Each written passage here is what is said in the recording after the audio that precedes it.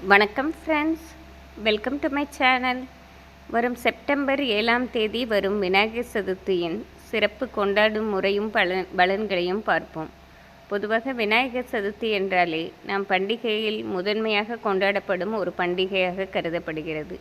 விநாயகர் வழிபாடு இல்லாமல் நாம் அனைவரும் எந்த பூஜைகளையும் செய்வதில்லை. பொதுவாக ஒரு நல்ல விசேஷ வீட்டில் தொடங்க வேண்டும் என்றாலும் நாம் விநாயகர் கோவிலில் சென்று ஜாதகத்தை வைத்தோ அல்லது தொழில் நிறுவனம் சம்பந்தமான பேப்பர்களை வைத்தோ ஆசீர்வாதம் வாங்கிய பின்பே எதையும் தொடங்குவோம்.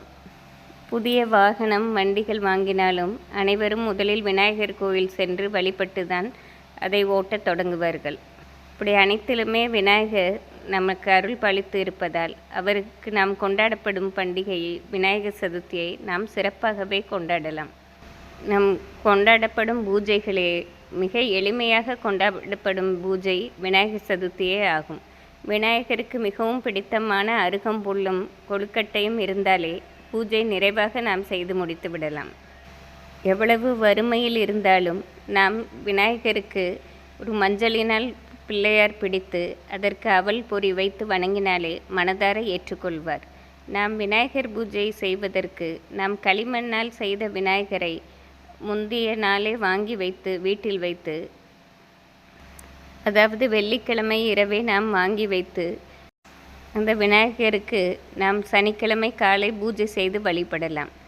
களிமண்ணால் நாம் செய்து வழிபட வேண்டுமென்றால் இவ்வாறு நாம் செய்வதும் சிறப்பாகும். ஆனால் களிமண்ணினால் நாம் செய்த விநாயகரை வணங்கினோம் என்றால் அதை நாம் வணங்கி 3ஆம் நாளோ 5ஆம் நாளோ நாம் தண்ணீரில் கரைத்து விட வேண்டும். அதை நாம் நிரந்தரமாக வைத்திருக்க முடியாது. நாம் வீட்டில் வழியாக விநாயகர் சிலையோ படமோ வைத்து வழிபடும் முறை இருந்தால் அதை வைத்து நாம் நல்ல விதமாக சிறப்பாக வழிபட்டு விடலாம்.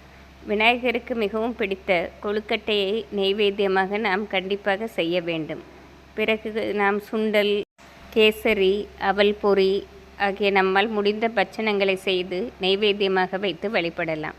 நாம் கண்டிப்பாக அருகம்புல்லை வாங்கி வந்து விநாயகருக்கு மாலையாக சாத்தி மனதார நினைத்து வழிபட வேண்டும்.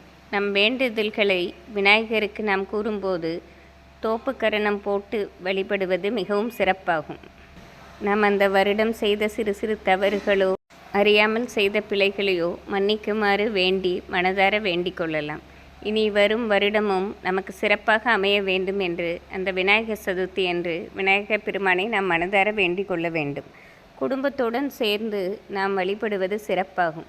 பொதுவாக எந்த பூஜை ஆனாலும் நாம் வழிபடும் நேரம் குடும்பத்தில் உள்ள அனைவரும் அந்த தெய்வத்தை வைத்து நாம் வழிபடும் இடத்தில் ஒன்றாக கூடி மனதார அனைவரும் வேண்ட வேண்டும். அப்பொழுதுதான் நமக்கு பலனும் அதிகமாக இருக்கும். நாம் வேண்டுதல்களை வைக்கும்போது இப்படி குடும்பத்துடன் ஒற்றுமையாக சேர்ந்து செய்தோம் என்றால் நமக்கு நன்மை அளிப்பதாக இருக்கும். பொதுவாக குடும்பங்களில் சில பிரச்சனைகள் சண்டைகள் வரதான் செய்யும். ஆனால் நாம் இப்படி முக்கியமான விசேஷ நாட்களிலோ பண்டிகை நாட்களிலோ ஒருத்தருக்கு ஒருத்தர் சண்டை போடாமல் அமைதியாக இருந்து விடுவது அந்த பூஜைக்குரிய பலனை மேலும் அதிகப்படுத்தும். நாம் விநாயகருக்குரிய விநாயகர் அகவல் பாடலை கண்டிப்பாக பாட வேண்டும். அது விநாயகருக்கு மிகவும் பிடித்தமான பாடலாகும். மேலும் விநாயகர் போற்றி விநாயகர் பாடல்கள் யாவும் நாம் பாடி நிறைவாக கற்பூர ஆரத்தி காண்பித்து பூஜையை நிறைவு செய்யலாம். இதை நாம் சனிக்கிழமை காலையிலே செய்து விடுவது மிகவும் சிறப்பாகும். முடிந்தவர்கள் அருகில் உள்ள விநாயகர் ஆலயத்திற்கும் சென்று அருகம்புல் வாங்கி சாத்தி மனதார வேண்டி நெய்விளக்கேற்றி வழிபடலாம்.